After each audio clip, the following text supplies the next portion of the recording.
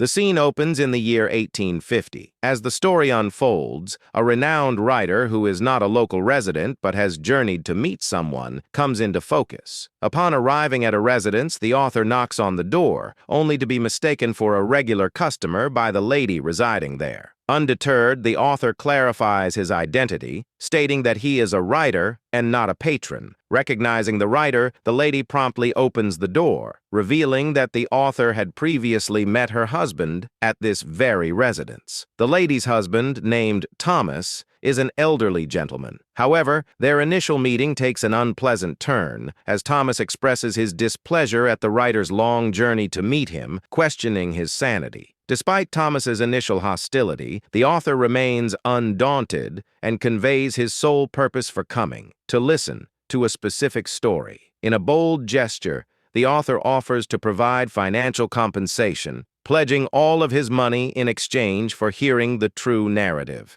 With these words, the writer places his entire payment in front of Thomas. However, Thomas firmly declines the writer's proposal and suggests that the writer should consult government records to find the story he seeks. Unfazed, the writer insists on hearing the genuine story directly from Thomas and dismisses the idea of checking government history. This only serves to further enrage Thomas, who demands that the writer leave. He vehemently declares that he knows nothing about the story in question. Feeling disheartened, the writer starts to make his exit, but Thomas's wife intervenes and prevents the writer from leaving. She forgives the writer for her husband's abrasive behavior and implores him not to take offense. She explains that her husband has never disclosed the story to anyone, including her. With a plea to her husband, she requests that he share the story of the incident they had experienced. In the end, Thomas consents to reveal the story, driven by their dire financial circumstances. He calls the writer closer and assures him that he will narrate the story to the best of his ability, taking into account the writer's capacity to bear it. Thomas begins to share his story, emphasizing that it was not a work of fiction, but a tragic reality. The tale he unfolds takes us back to the year 1820, a time when whales were hunted in the sea, primarily for their precious oil. Whale oil was a valuable commodity, often traded among people who had a deep passion for whaling and oil extraction. Some even engaged in gambling, betting on which sailing ship would acquire the most oil. Amidst this backdrop, we meet a man named Owen. Owen was content with his life, happily married and employed by a whaling company. The company was exclusively dedicated to the trade of whale oil. It was evident that this company thrived on the profits reaped from the trade. One day, Owen has a meeting with the company's owners. They inform him of their ambitious plan to send an extraordinarily expensive ship out to sea for whaling.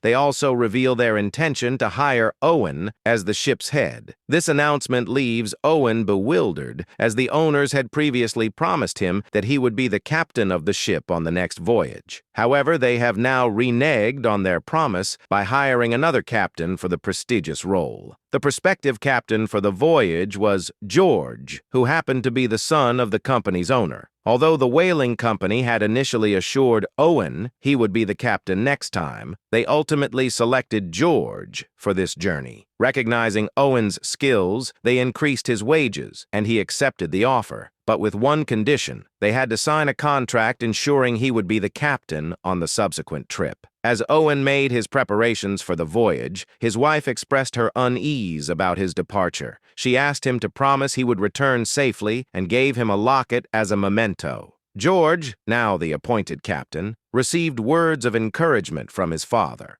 A crowd gathered to bid farewell to the whalers, and among them was a young boy named Thomas, who, as we now know, has grown into the elderly storyteller recounting this tale. For Thomas, it was his first experience at sea for whaling. He found himself on the same ship as Owen, who was not only his childhood friend, but also had other companions on board. It was during this voyage that George and Owen first meets each other. A conflict flared up between George and Owen when George, as the captain, wielded his authority over Owen, who had no choice but to follow orders as a subordinate. During their voyage, the ship encountered a problem and seemed stuck in a tricky situation. Owen, drawing upon his experience and skills, managed to resolve this perilous situation. It became evident that Owen could do it because of his expertise, while George lacked the necessary skills. George felt a pang of envy, seeing Owen's abilities shine. To get back at Owen, George humiliated him at the dinner table, insulting him by saying he was just a common man and a farmer's son.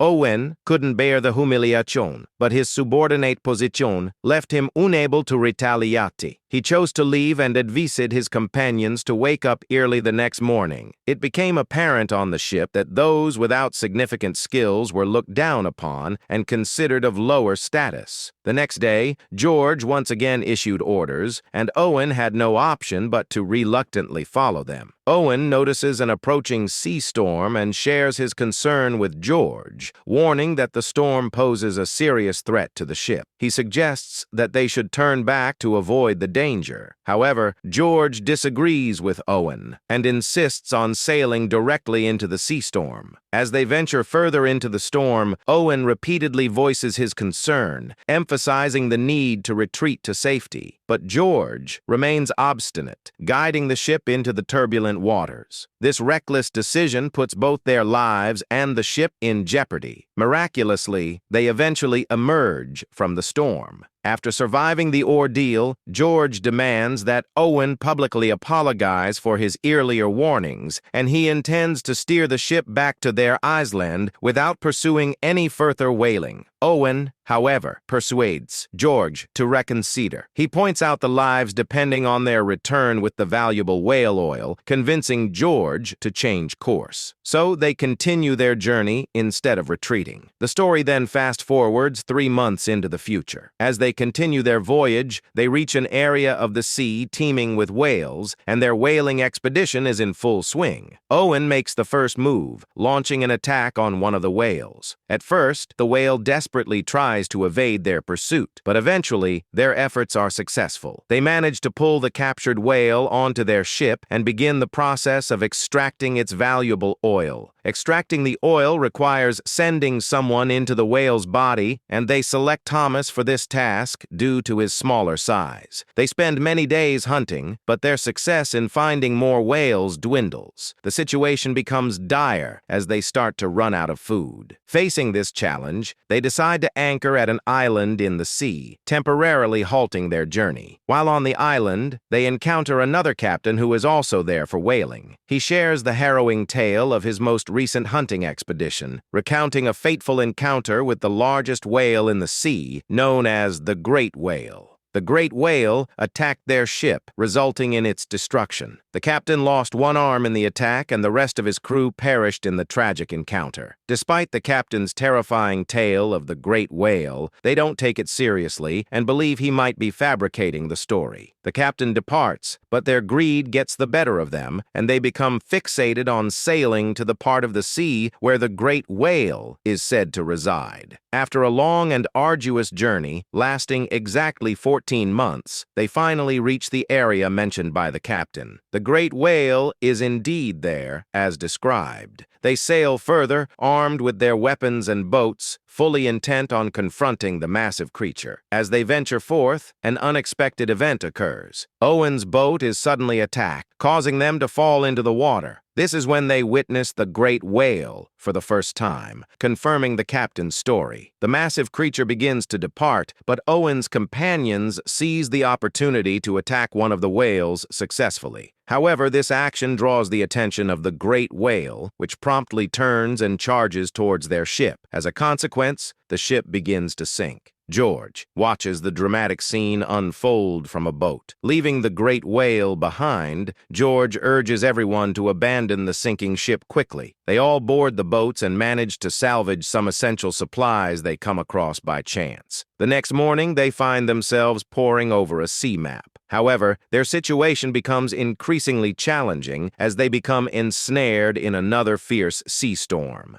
During this tempest, one of Owen's childhood friends sustains severe injuries. Owen dedicates himself to assisting his wounded friend, but the rest of the crew sees him as more of a burden. Time drags on, and a month later, their food supplies are depleted, leaving them on the brink of death in dire circumstances. Just when all hope seems lost, one of their companions catches sight of land. Filled with hope, they steer their boats toward the shore. However, as they approach the land, Owen senses something unsettling. It's not just land they're approaching, but the great whale itself. The massive creature damages their boats as it strikes them. They ultimately crash onto the shore at the mercy of the ocean's currents, their condition no better than that of desperate animals. Their survival on the island had forced them to eat whatever they could find. In an attempt to signal passing ships, George instructs his companions to light a fire. The idea is that a ship in the sea might spot the fire and come to their rescue. The island they are stranded on is desolate and uninhabited. One day, while searching for food, they come across a cave on the island filled with human skeletons. It becomes evident that people have been trapped on this island before, and no one came to their aid. Faced with this grim discovery, they start fearing that they will meet the same fate as those before them. Determined to escape, they decide to repair their damaged boats. Some of the crew members contemplate staying and making the island their home, including Owen's childhood friend. However, Owen makes a promise to his friend, assuring him that he will return with help. The story picks up again 48 days later. The group's condition has significantly deteriorated, and they are on the brink of starvation. One of their companions has died, and preparations are being made to cast his body into the sea. It is at this point that they make a mysterious and fateful decision. In a desperate bid for survival, they make the agonizing decision to consume the flesh of their deceased companion rather than casting his body into the sea. It's an emotionally heavy burden for them, and they're deeply troubled by this decision. However, they feel they have no choice but to take this drastic step in their desperate situation. The story then returns to the present, where the elderly Thomas re-enters the narrative. Thomas is visibly disheartened by the revelation that they had to resort to cannibalism to survive.